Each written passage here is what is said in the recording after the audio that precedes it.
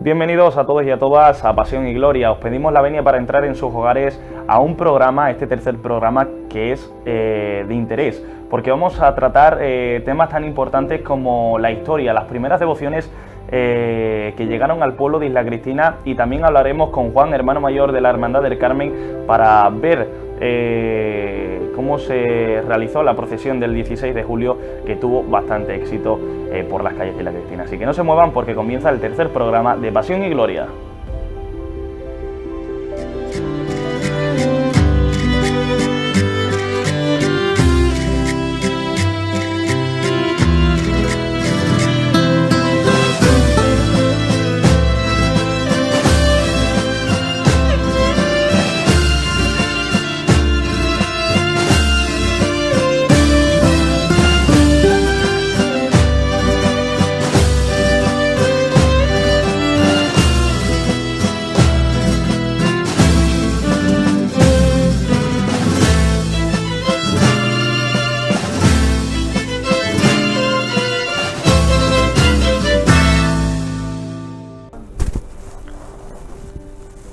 Pues volvemos a Pasión y Gloria en este tercer programa, y comenzamos un programa muy especial y que tenía muchas ganas de comenzar, un programa dedicado para la historia, un programa hecho para que ustedes sepan el conocimiento y de dónde venimos, tanto en las hermandades como en las devociones que tenemos en el pueblo, y quién mejor para comentar todo ello como Paco González.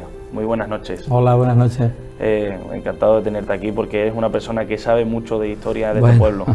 Bueno, yo siempre digo que sé lo que sé, yo todo no lo sé, pero bueno, me ha gustado siempre formarme, me ha gustado conocer la historia, y es bueno que la gente la sepa, ¿no? Por eso se escriben los artículos, para que la gente conozca y cuide Isla Cristina.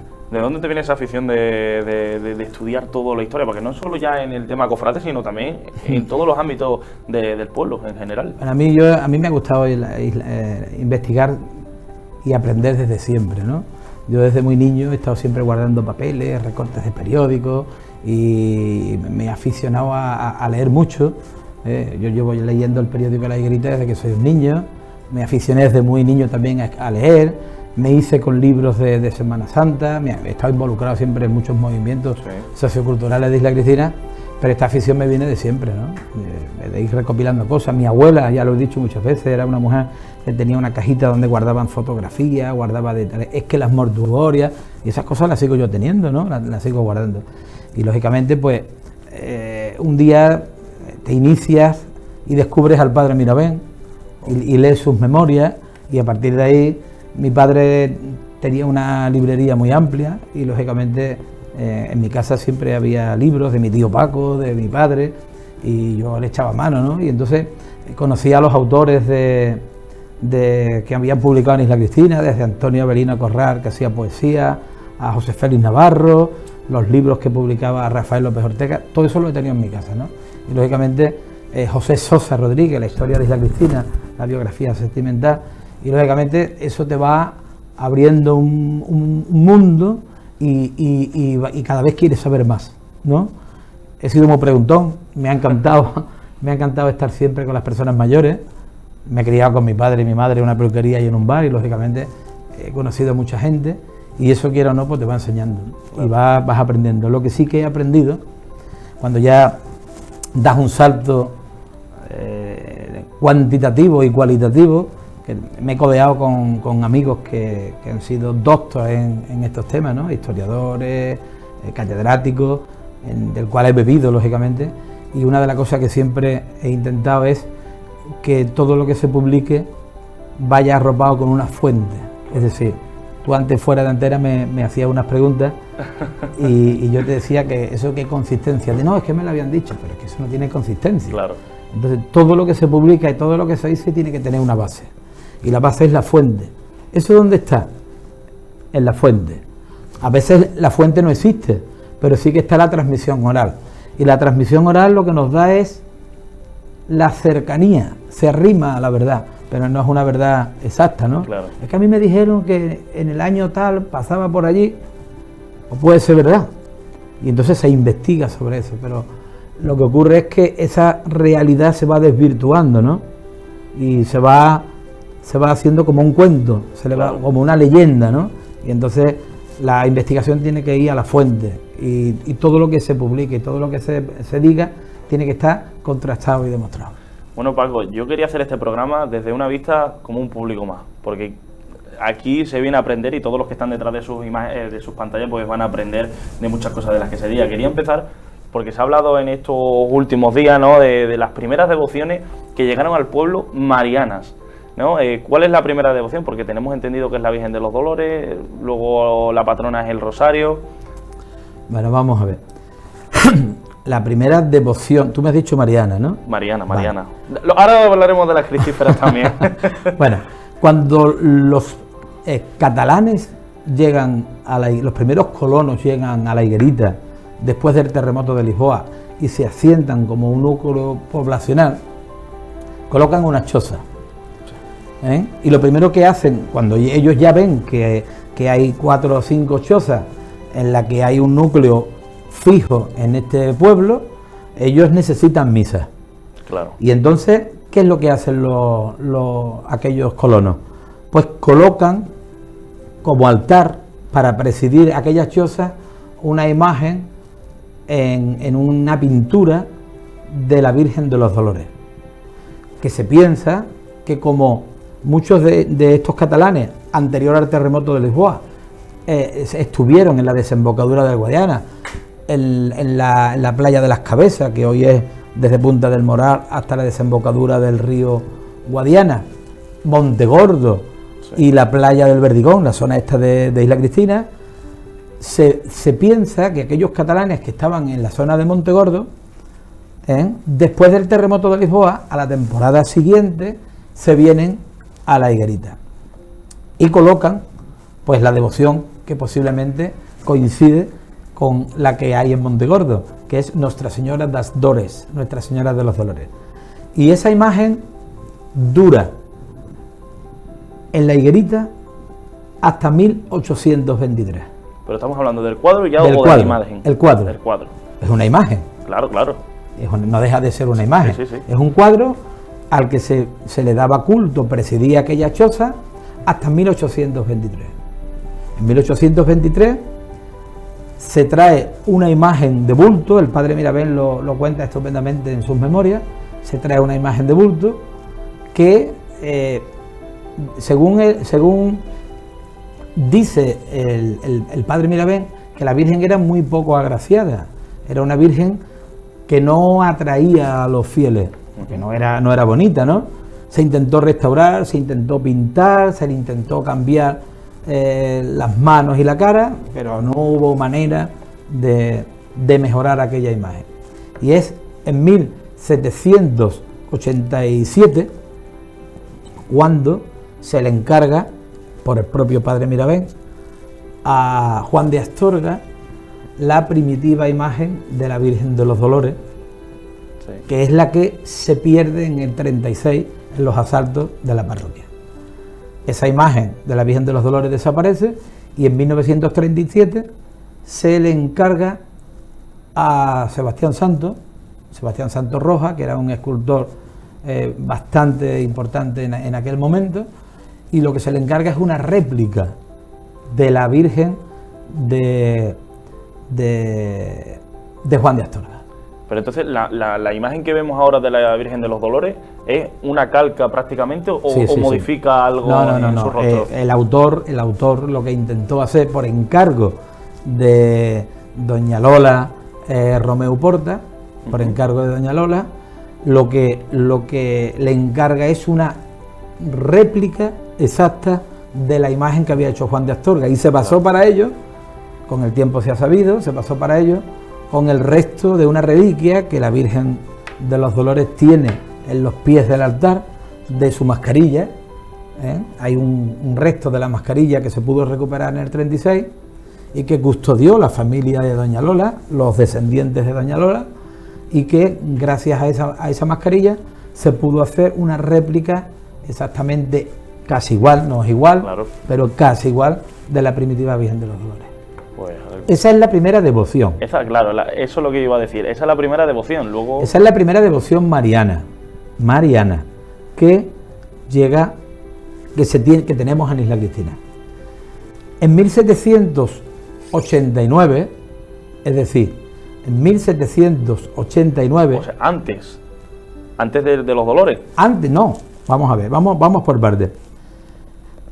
La imagen, el cuadro que se trae a la higuerita, Sí. el cuadro que se trae a la higuerita, que todavía no se llamaba la higuerita, que no tenía nombre, era de Nuestra Señora de los Dolores. Sí. En 1823 se hace una imagen de bulto. Vale. Quiere decir que la primera imagen de bulto que llega a Isla Cristina es la Virgen del Rosario. Sí. Y curiosamente es traída por un catalán, pescador, armador, que se llamaba Casanova de apellido, Salvador Casanova. Salvador Casanova trae a la Virgen del Rosario desde Mataró en 1789, antes de la imagen de bulto de la Virgen de los Dolores. Vale, estamos claros, porque el cuadro ya existía. El cuadro existía, por lo Claro, tanto claro. la devoción más antigua es la Virgen de los Dolores.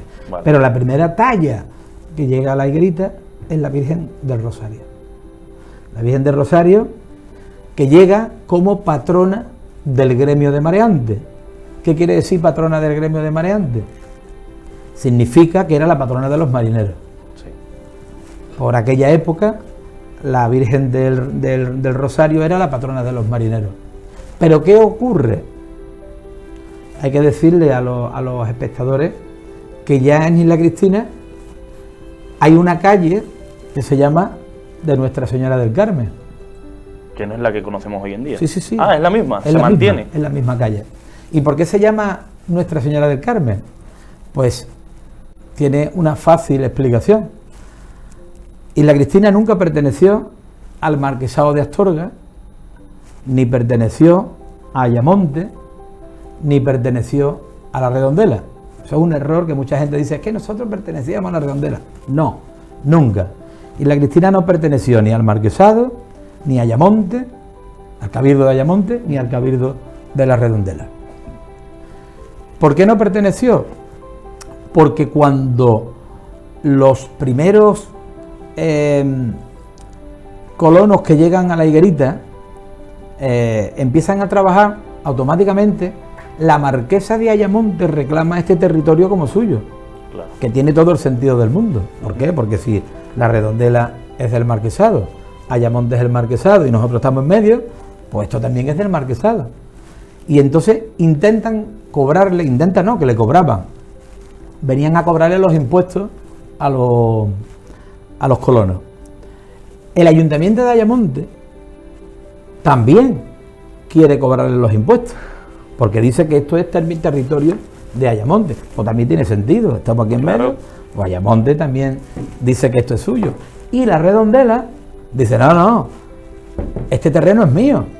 Entonces se crea una disputa entre los alcaldes de Ayamonte y la Redondela y empiezan a intentar, según el padre Miravén, llegan a tiranizar a los colonos, incluso hay momentos importantes de enfrentamiento, ¿no?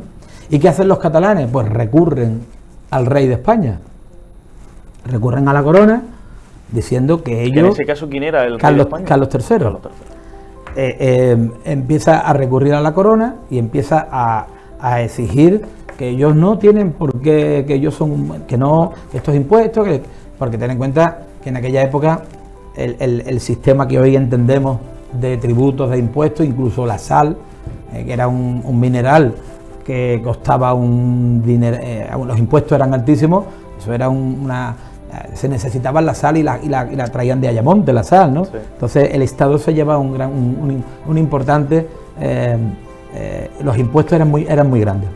¿Qué hacen esta gente? Empiezan a recurrir hasta que consiguen que haya un pleito entre la corona y la marquesa de Ayamonte. La marquesa de Ayamonte, yo he publicado, no sé si en el Tambujal, de los primeros artículos que yo publiqué en el periódico La Higuerita, es la carta de la marquesa, curiosamente, y el último que he publicado en esta sesión que he hecho de 111 artículos es la respuesta del rey. Qué curioso, sin pretenderlo, he terminado, después de 111 artículos, casi 4 años y pico. El último artículo es la resolución del rey de España, diciendo lo que voy a decir. Le dice a la marquesa: bueno, si usted dice que la isla es suya, demuéstrelo con una escritura. Y la marquesa dice: no, yo no tengo escritura. Pues si usted no tiene escritura, la isla es mía, porque todas las islas pertenecen a la corona. Por lo tanto, el rey decide poner a control de la isla a la Armada Española. La Armada Española de guerra. Sí. Por lo tanto, quien gestiona la isla es la Marina. Ni Ayamonte, ni la Redondela, ni el Marquesado. ¿Y ahora qué ocurre? Durante un tiempo, los ayamontinos y los rondeleros siguen sin respetar el mandato del rey. Y siguen los conflictos, hasta que un determinado día, un capitán de fragata de Ayamonte dice: no, aquí hay una resolución del rey y hay que cumplirla. Y desde ese momento, curiosamente, a quien se nombra alcalde, hubieron otros alcaldes nombrados circunstancialmente, tanto por Ayamonte como por la Redondela, pero eran alcaldes que no eran legítimos, eran nombrados por aquellos alcaldes. Claro. Pero el primer alcalde que se nombra por la Marina o regidor de los intereses de la Higuerita, de la Higuerita, es Salvador Casanova. Qué curioso. El que trajo a la Virgen. Mismo que trae a la Virgen del Rosario. Por eso me imagino que es la alcaldesa perpetua. No tiene nada que ver. No tiene nada que ver. Eso es mucho posterior. Entonces, desde este momento, la isla pasa a la corona. Y como la Marina es quien regenta la isla, pues se le pone una calle a la Virgen del Carmen, porque ocurre un suceso importante, y es que ya venía siendo patrona de los marineros y de la armada, no de los pescadores, sino de la armada, la Virgen del Carmen, hasta que definitivamente, no recuerdo la fecha ahora exacta, pero hay un momento en el que la armada hace patrona oficial a la Virgen del Carmen. Y ese momento es determinante para la devoción del gremio de mareantes, que deja de darle culto a la Virgen del Rosario, sí. No el pueblo, sino el gremio de mareantes. Es decir, los marineros dicen: si esta no es la Virgen de la patrona de los marineros, ¿qué hacemos nosotros con la patrona de los marineros? Claro. Y entonces, a partir de ahí, la patrona de los marineros, esto es un pueblo eminentemente pesquero y marinero, pues empieza su devoción hacia la Virgen del Carmen. Y esas son las 3 devociones más antiguas de Isla Cristina. En 1800, en 2013 se celebró el 150 aniversario de la llegada de la bendición de la imagen de la Virgen del Carmen, sí. Y desde hace 167 años la Virgen del Carmen se le da culto en Isla Cristina y es una de las imágenes con más devoción de nuestro pueblo. Sí. Son las 3 imágenes marianas más antiguas. También publiqué un artículo, ¿no?, en ese bloque del periódico La Higuerita, que lo pueden ver en el Tambujá o en el periódico. Sí. Son las 3 devociones más antiguas. Tanto los Dolores, como la Virgen del Rosario, como la Virgen del Carmen, que de esas 3 fue la última, digamos, que llegó en compañía de la Armada. Correcto, no, en compañía de la Armada no. ¿No? No. La Virgen del Carmen se trae a Isla Cristina, no sabemos cómo, se funda una hermandad, es la hermandad más antigua. Sí, es la hermandad más antigua de Isla Cristina, ¿eh? Sí. De todas las hermandades es la más antigua. Y ya tiene una estructura de hermandad, ya tiene su idiosincrasia propia, y el pueblo marinero se identifica con la Virgen del Carmen. Pero es la tercera imagen que se venera en la Higuerita, en Isla Cristina. Bueno, hemos dicho las 3 primeras imágenes marianas, pero no hemos dicho las 3 cristíferas. Que eso, me imagino que eso ya es un mundo aparte, ¿no? No, vamos a ver. ¿O a raíz de esas imágenes aparecen ya nuevas imágenes cristíferas? ¿O siguen haciendo imágenes de marianas? No, vamos a ver. Isla Cristina, por este hecho, demuestra que es un pueblo eminentemente mariano. Claro. Es decir, de hecho, tenemos patrona, pero no tenemos patrón siquiera, ¿no? Es verdad, es verdad. uno de los pocos pueblos que no tienen patrón.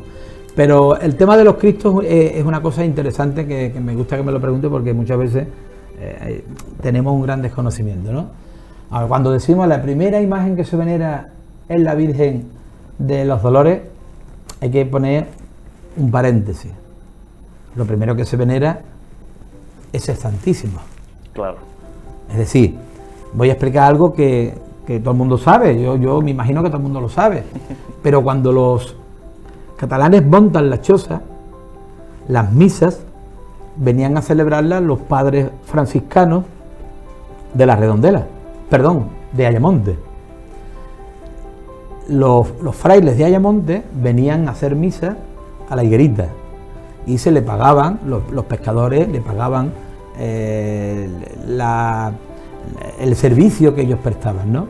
De hecho, hay un dato interesante que yo también he publicado, que tuve la suerte de encontrarlo en el archivo de Ayamonte, y es que el santero de la higuerita, el hombre que se quedaba de guardián en la iglesia de Isla Cristina, era ayamontino.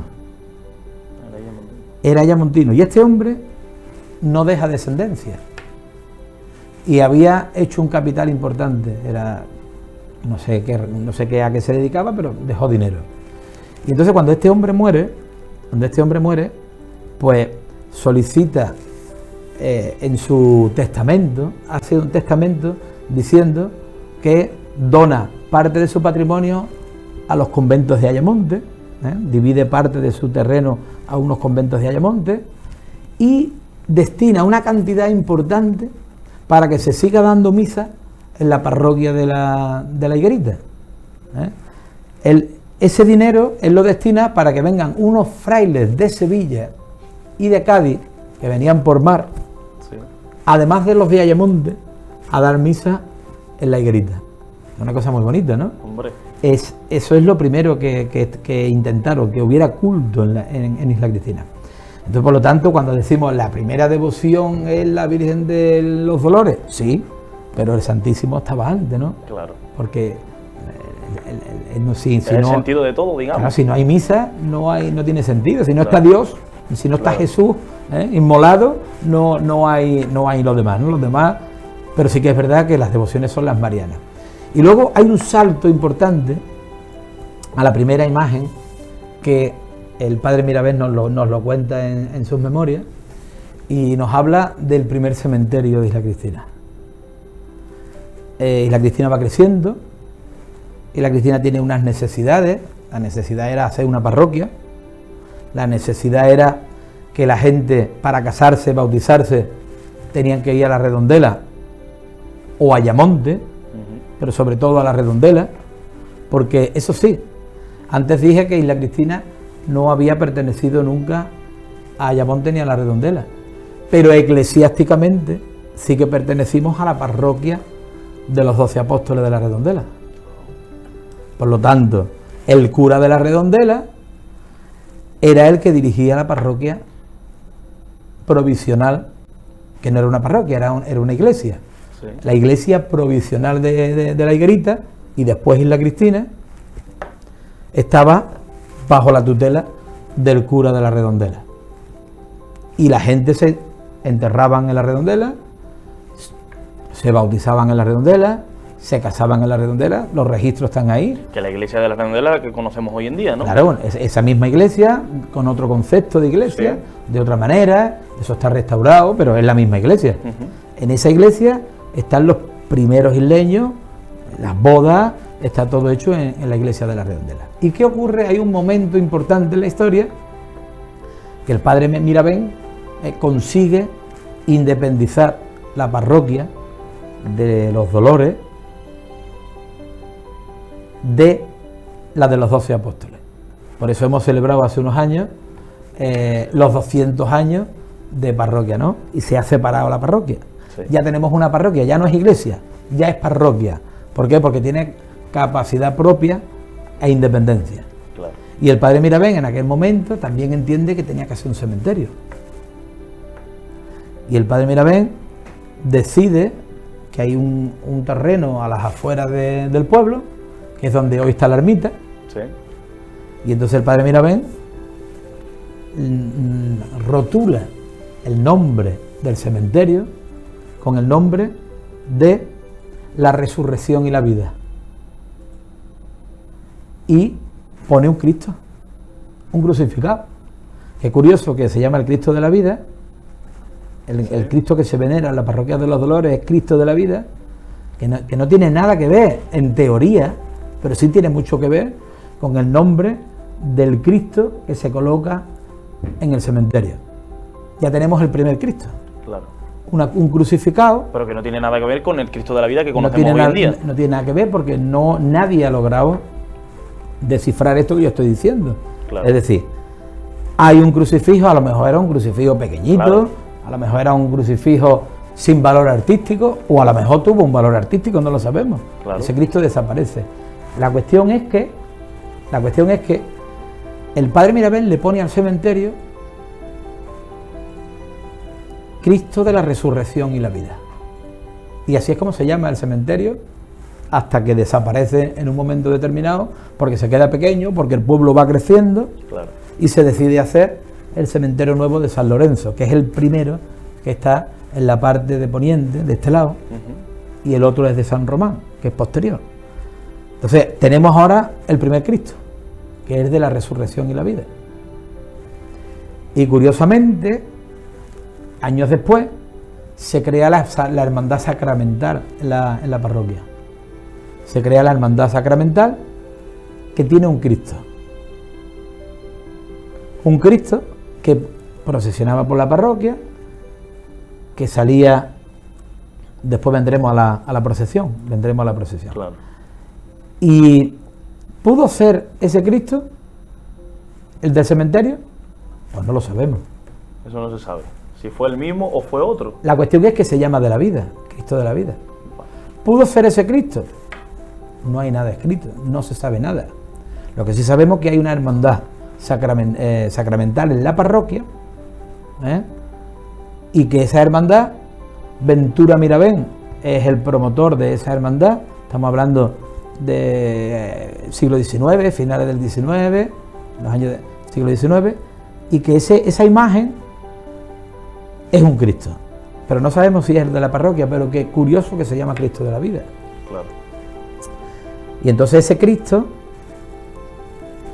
con el paso del tiempo, en el año 36 se produce el asalto a la parroquia de los Dolores, se destroza toda la parroquia y, según dicen, tampoco lo sabemos, yo he visto fotografías antiguas, anteriores al 36, y a mí personalmente no me lo parece.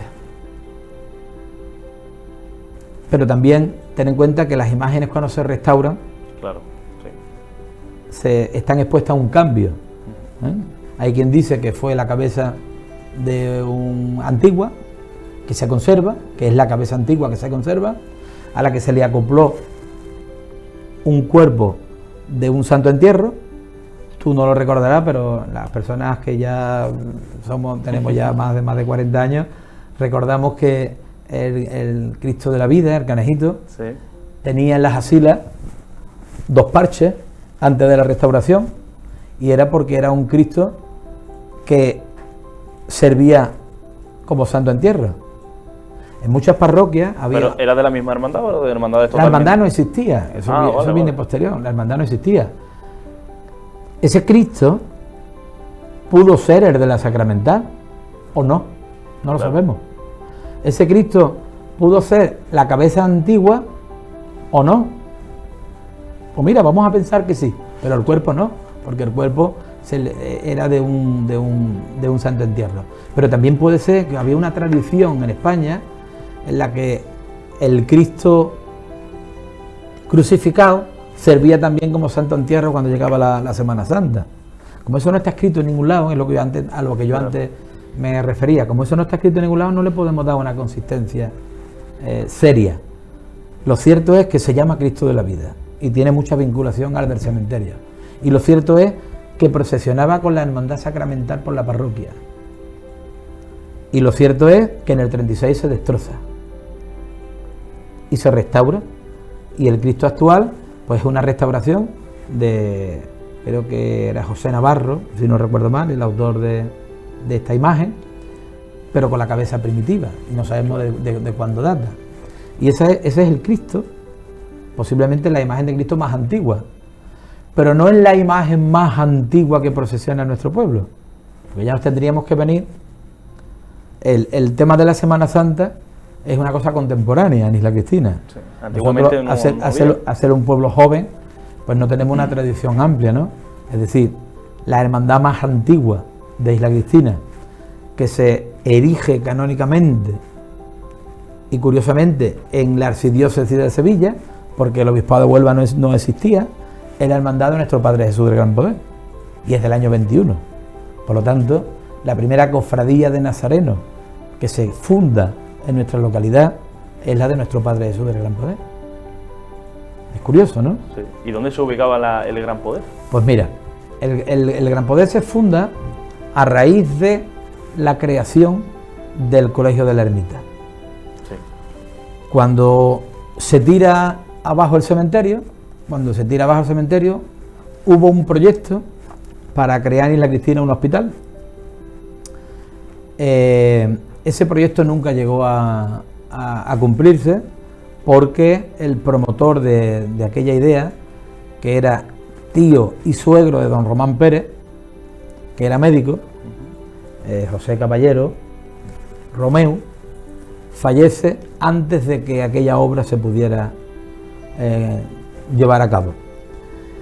Y don Román Pérez, siendo alcalde, pues quiso hacer una obra importante para regalarla a Isla Cristina, y cambió el concepto de lo que al principio iba a ser un hospital, y pensó en la educación de los niños. Era muy amigo de este hombre, de Manuel Ciurot, sí, que estaba muy sensibilizado con los niños pobres, con la educación de... Ten en cuenta, hay que decir que la época que vivimos hoy no tiene nada que ver, ha cambiado mucho, con la del siglo XX, del principio del siglo XX, ¿no? Los analfabetos había muchísimos en España, y este hombre era un hombre enamorado de la cultura, y quería que Isla Cristina fuera un pueblo próspero, y que los niños se educaran en las escuelas. Y entonces, aprovechando que su hermano Ángel Pérez había fallecido en la gripe de 1918, este hombre pues quiso hacer una obra importante y le puso al colegio Nuestra Señora de los Ángeles. Como la Virgen de ahora. Como la Virgen de ahora, pero no tiene nada que ver con la Virgen. Ah, vale. Si quieres te lo explico cuando Sí, continuemos. sí. El colegio se llama Nuestra Señora de los Ángeles en honor a Ángel Pérez Romeu. Ah, vale. Y cuando Román Pérez ha hecho el colegio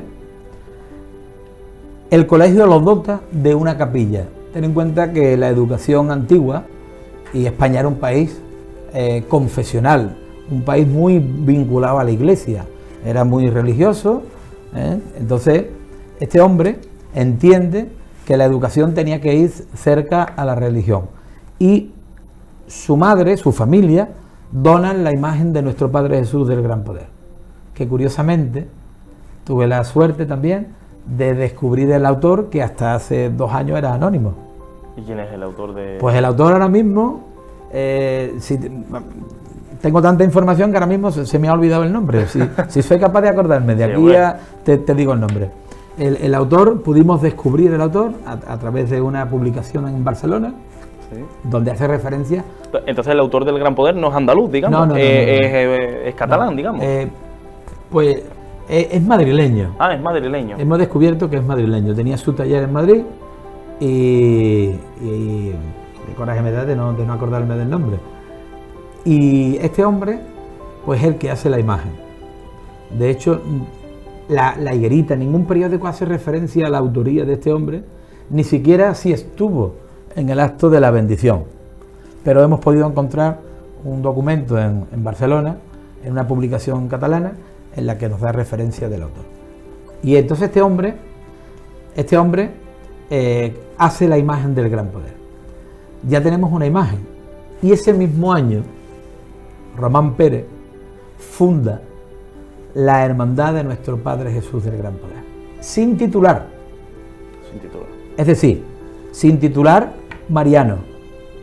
Funda la Hermandad del Gran Poder sin titular mariano. Y tú me dirás, bueno, ¿y cómo salía el Gran Poder? Pues ese mismo año, en esa Semana Santa de 1921, el Gran Poder sale de su capilla y el día anterior, y sale de su capilla y se encontraba con la Virgen de los Dolores, de Juan de Astorga. La Virgen de los Dolores salía de la parroquia de los Dolores, el Gran Poder salía de la ermita, se encontraban, el Señor iba por delante, la Virgen iba por detrás, hacían el recorrido por todo el mercado de Bastos, el casco antiguo, se recogía la Virgen de los Dolores y el Gran Poder continuaba hasta la ermita. Pero esa, digamos, que podría ser la primera Semana Santa que se vive en Isla Cristina. Pues, podrían ser las primeras salidas procesionales. Se dice también no, es una realidad, que también volvía a salir la Virgen de los Dolores con la segunda hermandad más antigua, que es la Hermandad del Santo Entierro. El Santo Entierro se funda 2 años después, o 1 año después, de la Hermandad del Gran Poder. Por lo tanto, acompañaba la Virgen de los Dolores también al Santo Entierro. Es una cosa muy curiosa. Sí. La Virgen de los Dolores estaba para acompañar al Cristo vivo, claro. Y Cristo vivo con la cruz y al Cristo muerto. Claro, al final era la única dolorosa que había. La única dolorosa que había.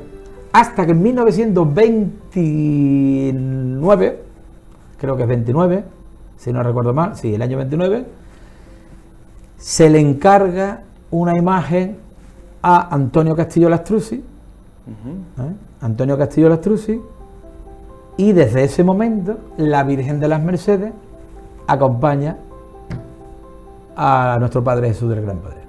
Ya nunca más la Virgen de los Dolores acompañó al Gran Poder. Sí es verdad que salía con el Gran Poder, salía con la Buena Muerte, y se sobreentiende, porque tampoco está, que antes del Gran Poder pudo salir por el entorno de la parroquia con aquel crucificado de la Hermandad Sacramental. Sí. Pero no hay unos datos reales que nos lo puedan demostrar, ¿no? Lo que sí que podemos demostrar es que la hermandad más antigua de Isla Cristina, elegida canónicamente en la diócesis de Sevilla como la del Santo Entierro, es la del Gran Poder, después de la del Santo Entierro. Que la Virgen de los Dolores procesionaba con el Gran Poder y procesionaba con el Santo Entierro. Y que en 1929 se adquiere la imagen de la Virgen de las Mercedes, que son todos destrozados en julio de 1936. Y esa es más o menos la historia de lo que había de Semana Santa hasta la guerra. Claro. Ya empieza una etapa nueva después de la guerra, a partir del año 37, donde ya hay una reestructuración diferente. Entonces, de donde hemos empezado a hablar hasta la guerra, prácticamente en Isla Cristina dos cofradías. Dos cofradías. El Gran Poder, sí, y Santo Entierro. ¿Y cuándo empieza a crecer las hermandades aquí en Isla Cristina? ¿Cuándo se van formando más? Bueno, pues la realidad es que la posguerra es la que hace que haya un relanzamiento de las cofradías en Isla Cristina. Espero no equivocarme en el orden, pero sí, más o menos te lo voy a decir, ¿no? A partir en el año 37 se reconstruye la imagen de la Virgen de los Dolores, es la primera, sufragada por doña Dolores Romeu Portas. La Hermandad del Gran Poder recupera su imagen titular a raíz del naufragio del Purita Pérez. El Purita Pérez era un galeón, a los más jóvenes, los mayores lo saben todos, es un galeón que se pierde en la víspera de la Navidad de 1939, recién terminada la guerra. Sí.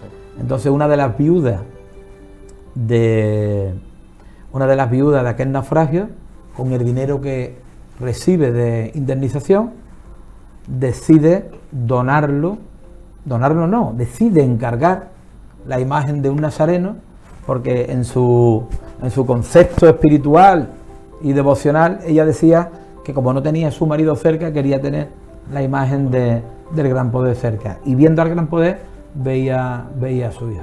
Entonces ella le faltó una parte de dinero para comprar la imagen y se echó a la calle a pedir. Es curioso, ¿no? Porque esto es una cosa que yo muchas veces digo, impensable, una mujer en el año 39, en una posguerra, con hijos, sí, que era una mujer humilde, claro. Una mujer humilde, Francisca Feria, una mujer humilde, y que el dinero que recibe como indemnización lo destina a que Isla Cristina tenga un gran poder. Claro, porque la imagen del Gran Poder que conocemos ahora no tiene nada que ver con la primera, porque me imagino que en la guerra... No tiene nada que ver, es una imagen totalmente nueva. Se le encarga a Antonio Illanes, a un escultor sevillano, concretamente de Umbrete, sí. Y este hombre hace pues una magnífica obra espectacular del Gran Poder. ¿Pero no se fijó o no se inspiró en la antigua? No. El autor tuvo libertad para hacer una obra y es la imagen que tenemos en Isla Cristina. Y años después, en el 42, la hermandad adquiere a la Virgen de las Mercedes, sí, y a San Juan Evangelista, que la hermandad, la Virgen se compra también por suscripción popular, promovida por don Juan Mirabén, que fue hermano mayor de la hermandad, y dona la imagen del San Juan. Por lo tanto, ya la cofradía del Gran Poder se ha claro, reconstruido, es decir, aquella se vuelve a hacer una nueva cofradía, y hasta nuestros días, ¿sabes? Y a partir de ahí, pues ya llega la hermandad de excombatientes, que es la hermandad del cautivo. La hermandad del cautivo, los soldados que habían estado en el frente, muchos de ellos habían sido prisioneros, mutilados de guerra, gente que habían estado en la guerra, pues deciden hacer una hermandad con el título de Jesús cautivo. Y se le encarga la imagen. Esto es un tema que yo voy a decir lo que se sabe, pero la historia realmente es otra, lo sabemos, ¿no? Se le encarga la imagen del cautivo, y el cautivo pues se convierte en la tercera cofradía que tenemos en Isla Cristina, y José Vázquez, que hace también la imagen del cautivo, pues hace la Virgen de la Paz. A partir de ahí viene el Señor de la Molita. En el año 46, si no recuerdo mal, o el 43, 46, el atado a la columna, sí, ¿sabes? Que lo organiza yo creo que el hombre más importante en el siglo XX que ha tenido la Semana Santa, que es Manolito Carrasco, Manolito el de los Santos, sí, que este hombre fue vestidor de todas las imágenes, organizador de todas las cofradías, y que fundó la Hermandad de la Flagelación. Consigue traer a una de las Marías del Paso de Baratillo de Sevilla, que es la Virgen de los Ángeles. Sí. Es curioso, antes me preguntaste por la capilla, ¿no? Y por la ermita. Verdad. Fíjate tú, se construye en 1921 la capilla y se llama Nuestra Señora de los Ángeles. Y hasta el año 40 no recuerdo si es 43 o 46, no llega la Virgen de los Ángeles. Por lo tanto, no tiene nada que ver con el nombre. La capilla iba destinada a nuestro Padre Jesús Nazareno. Así es como se llama la capilla. Capilla de nuestro Padre Jesús Nazareno. ¿Y cómo se llama? ¿Por qué se le pone a Nuestra Señora de las Mercedes el nombre de Mercedes? Que es una cosa que mucha gente se pregunta. Claro. ¿Por qué se le pone el título de Mercedes a la Virgen de las Mercedes? Pues porque en la idea originaria y primitiva del hospital que se iba a hacer en Isla Cristina, las monjas mercedarias eran las que iban a venir a servir a los enfermos como enfermeras en el hospital. Como aquello no se puso a llevar a cabo, pues Román Pérez y el entorno de la hermandad decide ponerle el nombre de Mercedes en honor a las madres mercedarias que nunca vinieron a Isla Cristina. Eso va cubriendo la historia, ¿no? Claro. Pero el boom importante de la Semana Santa isleña, el boom importante es a partir de los años 80, 90, que llega una generación. Hay un declive importante, hay que decirlo, ¿no? Hay un momento difícil en las cofradías, que son los años 70 y los años 80, cuando se le meten la rueda a los pasos, hay una tristeza, el pueblo le da un poco como la espalda, ¿no? Y solo mantiene viva esa fe y esa devoción la gente creyente y practicante que acompañan a los titulares, ¿no? Lo que tenemos ya una edad, hemos visto a nuestros pasos amarrados con alambre, hemos visto pasos como se iban deteriorando sin una calidad artística y pudiendo hacer la procesión como se podía, ¿no? Y todo eso, gracias a Dios, hay un momento en el que hay un resurgir después de la transición, porque parecía al principio que pertenecer a una cofradía era como, yo qué sé, te vinculaban al franquismo, sí, y que era más moderno no creer en nada y no estar en la iglesia, y esto son cosas antiguas, hasta que llegan en los años 80, del año 82, las primeras cuadrillas de costaleros. Que eso es lo que se arman prácticamente la Semana Santa. Las primeras cuadrillas de costaleros, concretamente la Hermandad del Gran Poder. Sí.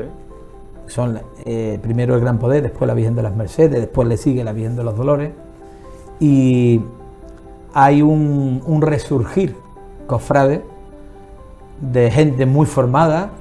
Yo creo que uno de los artífices de la etapa contemporánea, si antes dije que uno era Manuel Carrasco, ¿no? Manuelito de los Santos, Carrasco Fragoso, Manuelito de los Santos, el artífice de la etapa contemporánea, además de otros, pero el artífice es Francis Zamudio.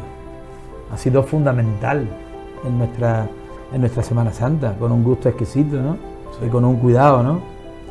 En 1960 se funda la Hermandad del Cristo de la Vida. La Hermandad del Cristo de la Vida se encuentra con que la Virgen de los Dolores es de la parroquia y el Cristo de la Vida, de aquella sacramental, sí, era de la parroquia, y deciden hacer una hermandad.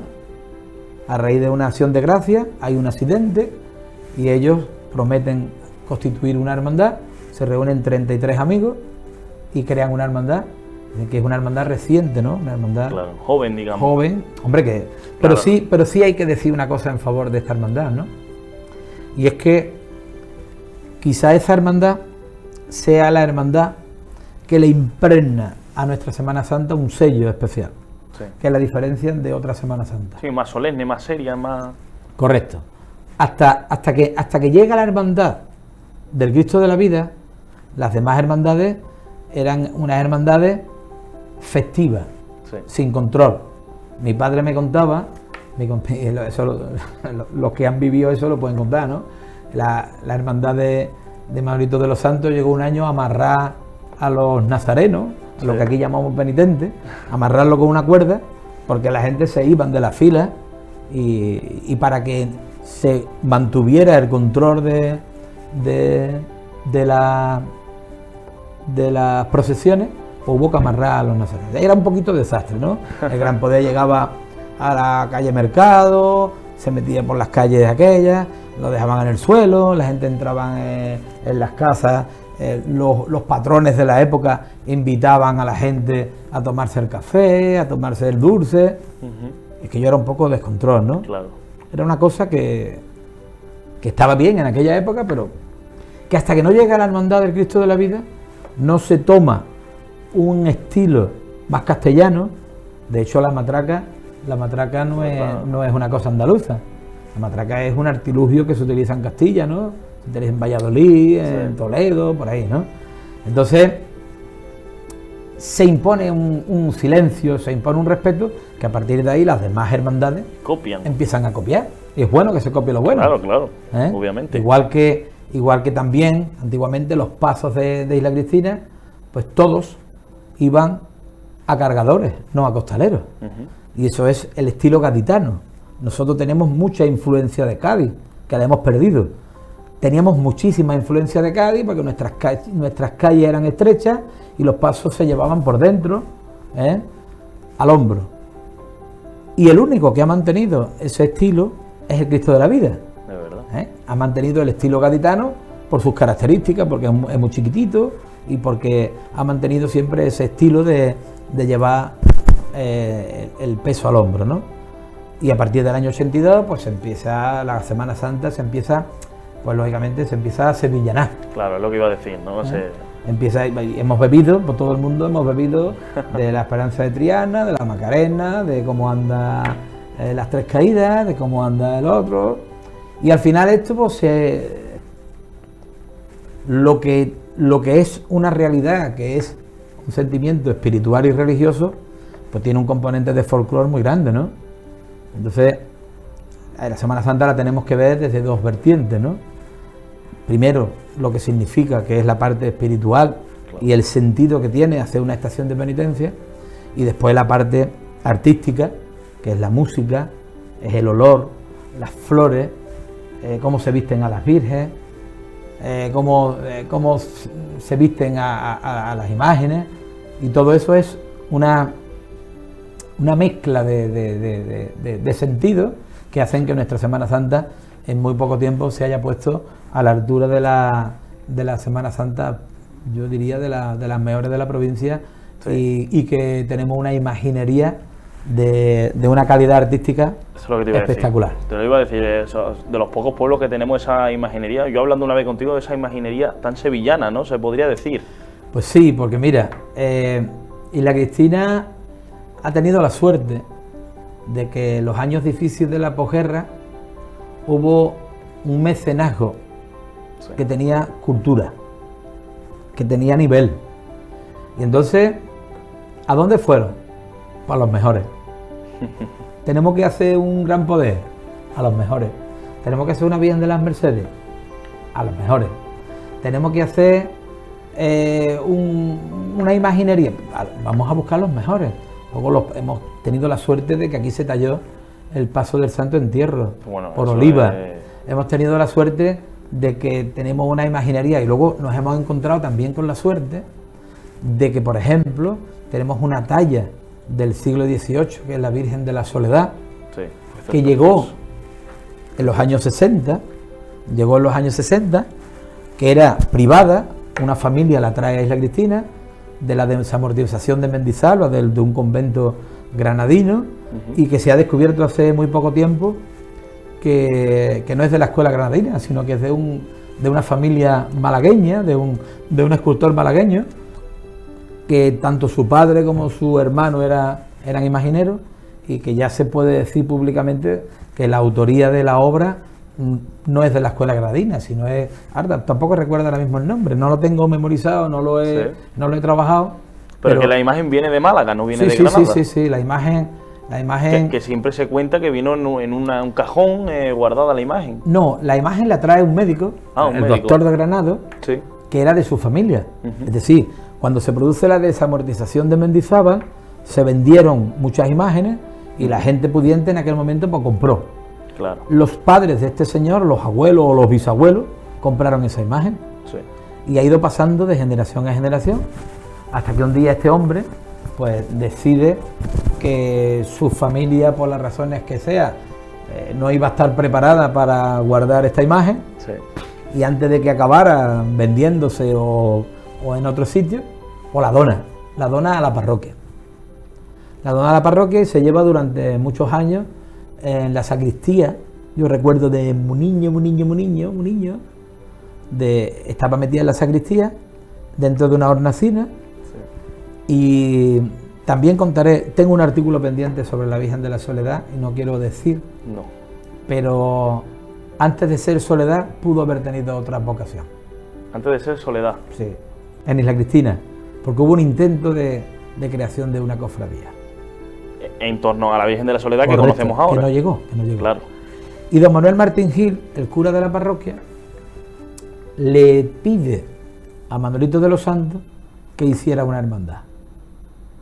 Y Manuelito de los Santos vuelve una vez más a fundar una hermandad para darle culto a la Virgen de la Soledad. Y se ha convertido en una de las procesiones más entrañables, más bonitas, más sencillas, más sobrias, que qué poquita gente va, ¿no? Pero que qué bonita es verla por el casco antiguo. Yo intento verla todos los años, pasar por la plaza de San Francisco, por la hermandad del Cautivo, la hermandad del Rocío, la calle Diego Pérez Pascual, que es preciosa verla tan estrechita, ¿no? Y es una Virgen que es un lujo que Isla Cristina cuente con una talla de esa categoría. Sí, es una imagen preciosa que la podemos ver todos los sábados aquí en Isla Cristina. Paco, se me quedan muchísimas cosas en el tintero, porque se me quedan muchísimas, o sea, tengo aquí apuntadas infinidad de cosas y cosas que tengo en mente. Y esto da para hacer infinidades de programas, y este va a ser un primer capítulo, ¿no? Ya lo adelanto para todos aquellos que nos estéis viendo desde casa. Habrá diferentes capítulos, habrá más personas, más historiadores que vengan junto a ti, porque aquí en Isla Cristina, de otra cosa no sé, pero historiadores y gente que le gusta y que sabe de estos temas, hay muchísimos en el pueblo y que tú conoces también bastante bien. Así que muchas gracias por venir al programa. Espero que haya quedado eso claro, ¿no? Las primeras 3 devociones de marianas, tanto de Isla Cristina y también las cristíferas de Isla Cristina, y cómo al final va surgiendo esta Semana Santa que hoy tenemos. De hecho, mira, fue un acierto por parte de la parroquia, de don Gregorio, don Gregor Coza. Fue un acierto que en la conmemoración del 200 aniversario de la parroquia procesionaran las 3 imágenes más antiguas. De hecho fueron esas 3. Esas 3, Dolores, Rosario y Carmen, que son las 3 devociones que históricamente Isla Cristina le ha tenido más devoción, ¿no? Después han llegado muchas, ¿no? Y en este siglo ya contamos con dos hermandades, que todavía no son hermandades, pero lo serán, ¿no? Que una es el Cristo de la Humildad, precioso, de Francis Zamudio, una obra espectacular, y la Virgen de la Esperanza, también realizada por Francis Zamudio, y el Resucitado, que es una imagen preciosa de dos hermandades que ha conseguido Isla Cristina pues finalizar lo que es la Semana de Pasión. Y yo siempre digo que ya la teníamos finalizada, pero era una necesidad, un resucitado, porque yo siempre entiendo que la fiesta del huerto del niño perdido de la Redondela pues también es parte de Isla Cristina, ¿no? Aunque la Redondela es un pueblo totalmente independiente con su idiosincrasia, pero todos los isleños hemos ido y vamos a ver a la Virgen de la Esperanza y al niño de la bola, al niño perdido que le decimos aquí, porque es una procesión también muy antigua, con muchísimos años, y que es digna de ver, ¿no? Así que se cierra la resurrección desde que comienza la Cuaresma hasta que de hecho también fue un acierto, lo tengo que decir, que este año que el Señor resucitado salga por la tarde. Sí, yo también creo que es un acierto. Y es una muestra de respeto total a la Redondela. Que disfrute la Redondela, que quien quiera ir a la Redondela vaya a ver el niño, y por la tarde pues la procesión, magnífica procesión del resucitado. Un resucitado que también es precioso, realizado por Cepeda, un autor que ha hecho un trabajo magnífico. Pues muchas gracias, Paco, por venir. Ya digo, te llamaremos para hacer el segundo capítulo de este programa de historia. Hemos hablado de muchísimas cosas, como ya hemos dicho antes, de las devociones que llegaron al pueblo, tanto mariana como cristífera. Haremos programas de lo que sucedió en la guerra, lo que sucedió en la posguerra, o sea, programas infinitos, porque aquí pasaron cosas. De hecho, tú has dicho que imágenes se perdieron, como la del Gran Poder, se perdieron imágenes. Desgraciadamente se perdieron todas. Todas. Que al final parece que por aquí, por Isla Cristina, la guerra no acusó tanto como puede ser en las grandes ciudades de España, pero dejó también secuelas. Sí, porque aquí no hubo guerra. Aquí lo que hubo fueron lo que se le llaman los días rojos, que es desde el 18 de julio hasta el 29 de julio, que es el día que entran las fuerzas nacionales, los militares, y en ese periodo hubo una circunstancia y después de ese periodo hubo otra circunstancia, ¿sabes? Sí. Y las dos fueron muy desagradables. Son para pasar páginas y pensar que vivimos en un país estupendo, claro, y que en paz se vive mejor, claro, y que si no te gusta la Semana Santa y no quieres creer, pues no vayas a la iglesia. Claro. Yo creo que lo que ocurrió fue motivado por unas circunstancias que hoy no pasarían, ¿no? Lógicamente, ¿no? Eran otros tiempos, otros momentos, y pasó lo que no debió pasar, pero pasó. Pues bueno, eso lo hablaremos también en el siguiente programa, haremos muchos programas, como ya digo, y muchas gracias, porque contigo se aprende y es lo bueno, y seguramente todo el mundo que nos esté viendo a través de las pantallas recordará seguramente algo de lo que tú has dicho, ¿no? Como esa Virgen de la Soledad en la sacristía, o diferentes personas que han nombrado que seguramente pues ya no están entre nosotros, pero que seguramente los familiares los recuerdan. Así que muchas gracias, Paco, por contarnos todo esto y revivir esos momentos. Pues nada, gracias a vosotros y un placer. Cuando me necesitéis, si puedo, aquí estaré. Muchas gracias. Pues nosotros nos vamos a ir con el hermano mayor de la Hermandad del Carmen, una hermandad de la que hemos hablado aquí con Paco, y con su hermano mayor, con Juan, que nos va a contar cómo fue todo lo que sucedió el día 16 de julio aquí en Isla Cristina.